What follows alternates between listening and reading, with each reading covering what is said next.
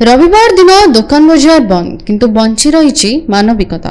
कटकरे रोगी संपर्कीय और असहाय लोकों आशर आलोक पलटिंट जड़े समाजसेवी। प्रति मासर शेष रविवार कटकर दुकान बजार बंद रोकथिबा बेले रोगी संपर्कीय असहाय लोकों साहाय्यर हाथ बढ़ाई समाजसेवी कृष्णा राव। विशेषकर एसीबी मेडिकल समेत विभिन्न घरोई हॉस्पिटल और डायग्नोस्टिक सेंटर थिबा मंगलाबाग, रानीहाट और कॉलेज छक अंचल रविवार दिन समस्त होटेल बंद रही है। एथिजोगु दूर दूरांतरु आसिथिबा रोगी संपर्कीय और पथचारी माने खाद्य पाई नाई नथिबा समस्यार सम्मुखीन हुअंती।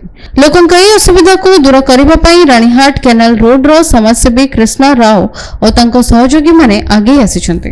प्रयास गोटे गरीब लोक मुहर जेहेतु मासेश्वर रानीहाट बजार पूजा कमिटी तरफ बंद रोचे से कृष्णा भाई तरफ प्रयास गरीब लोक मैंने मेडिकल आसुवा लोक हरकत न हो पाखे मेडिकल अच्छी हॉस्पिटल अच्छी डायग्नोस्टिक सेंटर सब रोचे लोक मैंने आसार खाया बहुत असुविधार सम्मुखीन कृष्णा भाई तरफ प्रयास 2000-2500 लोक खाया आम सब रानीहाट पिला सब सहयोग करुचु समर्थन करुचु आगु केमती 2000 लोक खाइबाटा केमती 5000 लोक हम प्रयास चलती।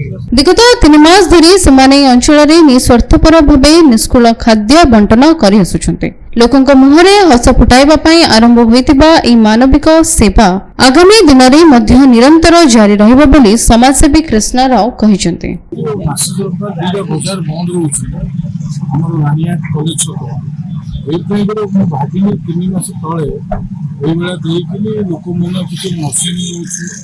हॉस्पिटल रोचे किसी गरीब लोक जो माने लोक खाया पाऊना होटेल फोटेल बंद रोचे मुझे योजना करी मास थे खाया पीया देवी भावित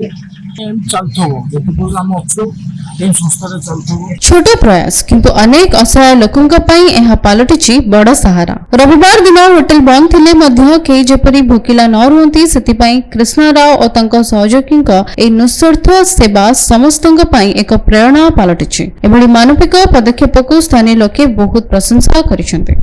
कटकरू सत्यदीप कर्क रिपोर्ट NTV।